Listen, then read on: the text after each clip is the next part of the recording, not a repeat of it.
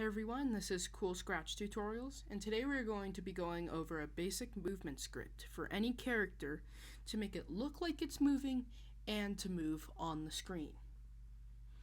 The first thing we want to do is go into the event block section. We're going to click on it, and we're going to drag in a when green flag clicked block. Once we've done that, I'm going to go down here and click and drag in the forever loop. Once we've done that, we're going to go down right below the forever loop and drag in the if blank then block. Put it inside of the forever loop like so. We can see that there's a certain shape in the if blank then block. Anything that has that shape can fit into that block. So if we go down to sensing and we look at all the different shapes that have that shape, we can see that there's touching color, touching mouse pointer, and then key space pressed.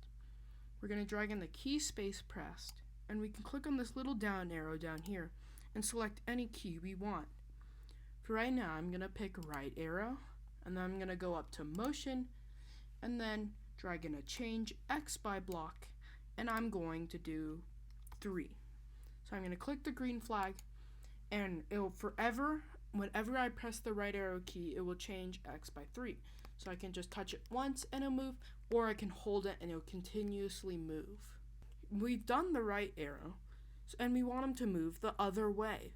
So you can right click on the whole entire block code, and it should have a rectangle that looks like this.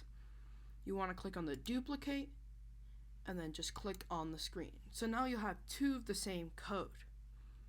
Select the down arrow and then pick left arrow and then do -3. So basically whenever we press the right arrow, it will move to the right 3, and whenever we press the left arrow, it will move to the left 3. So I'm going to click the green flag, and now we can see that it moves both ways. To make it faster and to make it slower, the higher the number in the change X by block will make the speed change. So if I make it 5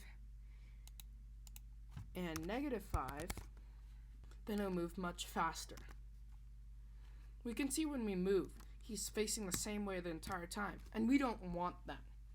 So we're going to go here and drag in a point in direction block. We're going to put that point in direction 90 in the right arrow, and then put one in the left arrow too. We're going to change the left arrow to -90, and when we do that, we can see that he changes directions, he changes the way he looks whenever he's going a certain way. So this is cool. He's moving around the screen. But how do we make it look like he's walking? To do that, we're going to go into the look section here. And we're going to drag in the next costume for each block of code. Once we've done that, we can see that it looks like he's moving really quickly, and we don't want that. We want it to be slower.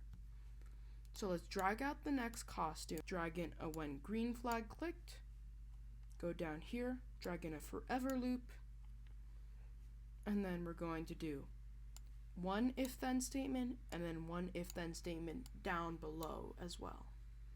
I'm going to go down to sensing and drag in a key space pressed, and then one more in the other if then statement. We want to do a right arrow and left arrow. Then we want to drag in a next costume here and a next costume there. And then we want to go down to the control and drag in a wait 1 second block for each different if then statement. Let's make it 0.5. And now when we click the green flag, we can see that he slowly changes his costume. We can make it faster if we want to do 0.1 and 0.1. So now it looks like he's not moving as rapidly anymore, and it's much slower and makes it look like he's walking. I'd like to thank you all for watching this video. If you enjoyed it and you learned something new, be sure to hit that subscribe and like button. Goodbye.